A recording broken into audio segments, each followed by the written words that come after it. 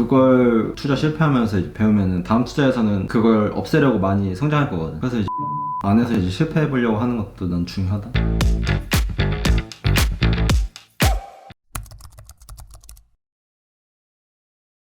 안녕하세요. 오늘은 유망산업에 대해서 얘기해야 되는데, 그렇죠. 오늘 원래 유망산업에서 종목을 선정한 기준에 대해서 이제 얘기하기로 했죠. 유망산업은 어떤 걸 유망산업이라고 하는 거죠? 그러니까 유망한 산업 말 그대로. 그렇게 치면은 누구야? 그 파인만이 그런 얘기했어. 유망한 산업으로 알지 말고 그 유망한이라는 게 어떤 단어의 의미를 갖고 있는지 이해하고 넘어가라. 위대하신 분이지. 기자 팩트 폭행해서 죽여버려 했잖아. 왜라는 질문을 할 때는 인터뷰 질문 잘못 한번 했다가 두들겨 맞았죠. 유망산업은 어떤 뜻인가요? 유망산업은 그냥 뻔하지. 시장 큰 거, 이익 큰 거, 성장 전망 높은 거. 근데 이게 왜 중요하냐면은 이제 비즈니스 성장? 그럼 이제 비즈니스가 어디 시장에서 이제 기회가 있을지 파악하기 위해서도 중요한 거고, 투자자로서는 이제 높은 수익률한테 중요한 거고, 그리고 개개인의 직업 영역, 커리어에서는 내가 어디로 어느 산업 전망이 높기 때문에 이런 기술을 추가적으로 배워야겠다, 업무 지식을 파악할 수 있게 도와준다는 거지. 그래서 자신만의 회사 운영하든 이제 뭐 자기 커리어를 확장해 나가고 싶든 투자를 잘하고 싶든 이게 반드시 알아야 되는 개념이지. 그러면 유망산업으로 분류되는 기준은 뭐예요? 유망산업이 되려면 기본적으로 계속 수요가 증가해야 되고 수요가 강해야 돼. 최근에는 이게 바이오, 전기차, 뭐 인공지능, 로봇 이런 쪽으로 이제 분류될 수 있지. 그리고 이제 경쟁 환경이 이제 소수 기업이 독점적으로 지배하는 구조가 있으면 안 돼. 그럼 성장 잠재력이 없어지는 거잖아. 왜냐면 신규 진입자들이 없어지고 유망해지기 어려운 거지. 진입장이 너무 커버리면은 경쟁하기 힘들거든. 그래서 유망산업이 될 수 없고, 그래서 정통산업이 이제 유망산업이 되기 어려운 이유, 이거랑 똑같은 얘기지. 그러면 아까 뭐 가볍게 로봇 AI 이런 얘기를 하긴 했지만, 그럼 지금의 유망산업은 뭐라고 얘기할 수 있을까요? 뭐 아마 인공지능을 기반으로 이제 여러 가지 산업이 유망산업으로 발돋움할 거라는 생각이 드는데, 대표적으로 이제 떠오르는 거는 인공지능이 접촉됐을 때 헬스케어, 뭐 AI 관련 이제 소재 관련 뭐 다양한 것들 플랫폼, 소프트웨어든 하드웨어든 많이 나올 것 같고, 그리고 로봇 쪽, 그리고 바이오, 그리고 이런 전자상거래 플랫폼에서도 적용될 것 같고, 사이버 보안 이것도 최근에 주목 많이 받는 것 같고, 그래서 이런 쪽이 아닐까라고 생각이 드는 것 같아.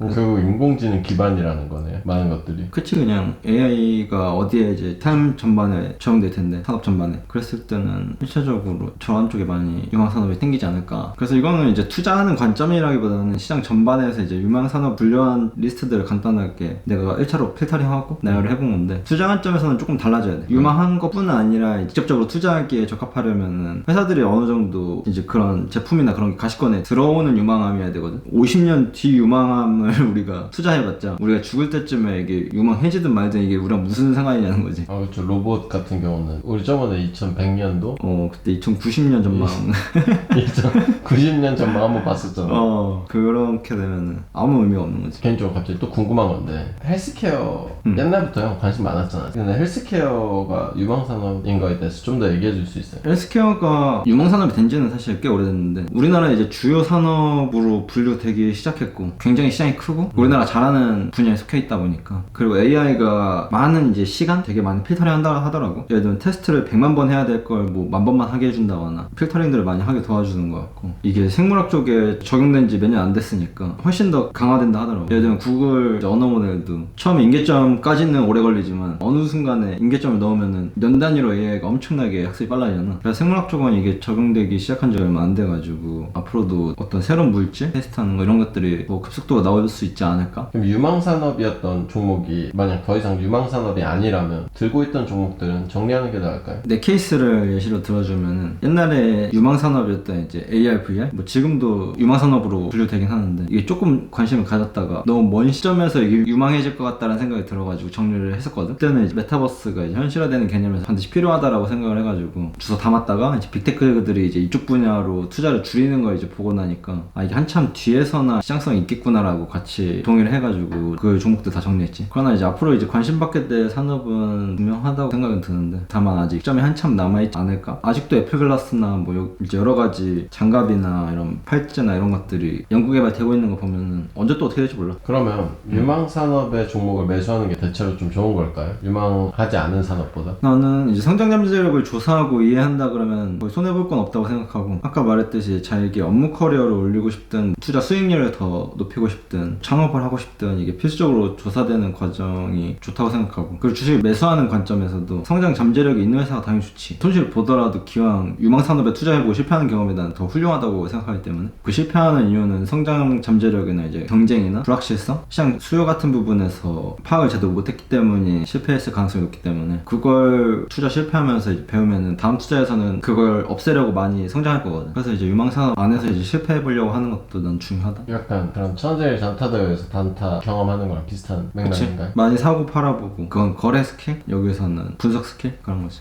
그러면 형은 유망산업의 종목들을 매수할 때 어떤 기준으로 매수해요, 보통? 보통 이제 성장성, 그리고 정책 변화, 그리고 국내 주식이면 이제 회사 경쟁력, 이런 것도 이제 몇 가지 골고루 검토하면서 분석하는 것 같고, 그리고 나서 이제 최종 매수도 이제 한 번에 다 하는 게 아니라 분할 매수, 이렇게가 보통 일반적이지. 근데 이게 되게 간단한데 아무도 이렇게 안 해. 당연히 이렇게 해야 될 것 같고 자기도 할 수 있을 것 같잖아. 절대 그렇지 않다. 왜냐면 나조차도 분할 매수를 한다고 마음 먹고도 까먹고 한 번에 다 살 때가 있어. 나 며칠 전에도 밤에 우리가 촬영 끝나고 나서 내가 들고 있는 미국 주식 시장 봤었잖아. 이게 막 10%씩 올라갔다 내려갔다 막 하니까 이거 어떻게 할까? 근데 형이 그냥 팔아, 이거 여기서 입절해 그냥 다 했는데, 처음에는 그 선택을 순간 못하는 내 자신이 보이는 거예요. 그러다가 갑자기 든 생각이 12만 원이라도 벌면 어디야. 그리고 그날 딱 매도하고 갔잖아. 그러니까 그 마음이 너무 편한 거야. 돈도 벌었지, 잠도 제대로 잘 수 있지, 다른 거 이제 매수하려고 찾아볼 수도 있지. 1타3피라는 거지. 그래서 그 경험을 계속 몇 번 더 해봐야 돼. 좋은 경험이기 때문에 사람 계속 하게 돼 있어. 그날 기분이 되게 좋았던 것 같아. 그러면 유망산업 투자의 경우에는 단기, 장기 투자 중 어떤 방법에 좀 더 도움이 될까요? 유리하고. 둘 다 좋은 전략이라고 생각한다. 근데 이제 투자 기간에 따라서 수익이랑 위험이 조금씩 달라질 수 있는데, 단기 투자는 일반적으로 유망산업 안에서 시장 변동성을 이용한 이제 빠른 수익을 노릴 수가 있는 거, 기회가 많고. 돈이 몰리기 때문인가요? 그렇지. 돈이 이쪽으로 모이기 때문에 시장 중심에서 놀기로 약속했잖아. 그렇기 때문에 유망산업은 항상 시장 중심주로 드러나는 경우가 많기 때문에 빠른 수익을 낼 수 있고, 반면에 이제 장기 투자 같은 경우는 보통 시계열이 5년 이상 단위가 많기 때문에 장기 성장 전망? 그런 쪽이 훨씬 더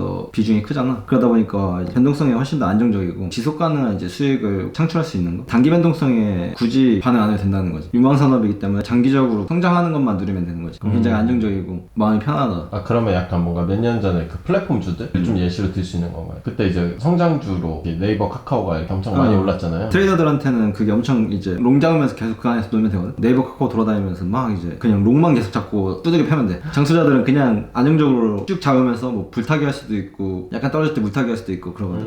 근데 트레이더들이나 장기 투자자나 어쨌든 우상향하고 있는 거잖아. 네이버, 카카오가 우상향하고 있고, 그 안에서 이렇게 치고받든 이렇게 치고받고 있든 어쨌든 이 방향성만 같으면 상관없는 거야. 그럼 단기 투자자들은 이 안에서 오르고 내리는 변동성을 계속 취하는 거고, 장기 투자자들은 큰 상승 곡선이잖아. 유망 산업이고 성장 산업이기 때문에 곡선이 크단 말이야. 둘 다 이제 혜택을 많이 보는 거지, 유망 산업에 투자하니까. 그러니까 이 성장주 그리고 유망 산업을 발굴하려고 노력하는 건 되게 중요한 거야. 트레이딩 할 때 굉장히 유리해지거든. 그러면 목표 기대 수익률에 따라서 종목을 선정하는 기준도 달라요? 그치. 하이 리스크 하이 리턴, 로우 리스크 로우 리턴, 이것만 기억하면 돼. 위험할수록 당연히 불확실하고 변동성이 크고 성장 잠재력이 높다. 대신 이제 그만큼 수익률도 크다. 목표 수익률이 작으면 작을수록 당연히 안정적이고 변수가 적고 이제 성장 잠재력이 낮다. 굉장히 심플하지. 소 심플. 소 심플. 오카이? 오카이. 영국식인데. 맞아요, 영국식. 콩물 시즌만. 그러면 유망산업에서 종목을 선정하고 매매 계획은 보통 어떻게 세워요? 나 같은 경우는 이제 중장기에서는 매매 계획을 거의 뭐 분기에 한 번? 혹은 반기에 한 번씩 밖에 손을 가야 안 되는데, 왜냐면 이제 본업이 이제 트레이더기 때문에 거기에 쏟을 에너지가 일단 부족하고, 보통 매매 계획은 그 이야기한 것처럼 눌림목이나 크게 시장 전반에 문제가 없다라고 하면은 목표한 금액, 그 기간 안에서 천천히 매수를 하지. 그러면 유망산업의 종목을 내가 만약 들고 있다면 조심해야 하는 것도 있어요? 주로 나는 이제 규제나 이제 정책 환경, 경쟁 회사들 때문에 이제 손절하거나 포지셔닝을 다시 했던 경험이 많은 것 같은데, 혹은 이제 단기 변동성이 너무 심해진 상황, 너무 비싸졌다고 이제 생각해서 팔아버렸던 경우도 종종 있고. 근데 장투로 들고 할 종목이었는데 그렇게 변동성에 내가 단기 투자 방식처럼 대응해가지고 팔아버렸던 게 좀 아쉽지. 가만히 놔뒀으면 오히려 큰 수익률인 경우가 훨씬 많았거든. 이런 경우가 종종 있어. 확실히 장기 투자, 단기 투자에 대한 이 대응 전략도 확실히 좀 다르네요. 트레이딩은 내 직업이기 때문에 엄청 이걸 타이트하게 잘 해나가려고 노력했는데, 장투는 어떻게 보면 서브 포지션이잖아. 본업이 트레이더고 거기서 이제 감당 안 되는 금액을 가시 투자로 계속 운영하면서 배우고 있기 때문에 거기서 아쉬운 케이스들이 많이 있지. 40살쯤이 훨씬 더 잘해질 것 같아. 40살이 이제 불혹이라고 하잖아. 아니 불자래 혹할 혹인데 쉽게 혹하지 않는다. 그래서 40에 많은 걸 기대하고 있어. 쉽게 혹하지 않기 위해서 전까지 충분히 많이 혹해. 그 전에 많이 혹할 수밖에 없어. 사람이 성숙해지는 시기인데 40밖에 안 돼. 40살 정도 되는데 아직 나는 이제 애기란 말이야. 응애할 나이라고 하지. 거기에 만 나이까지 적용돼 버려가지고 1년 밀렸어.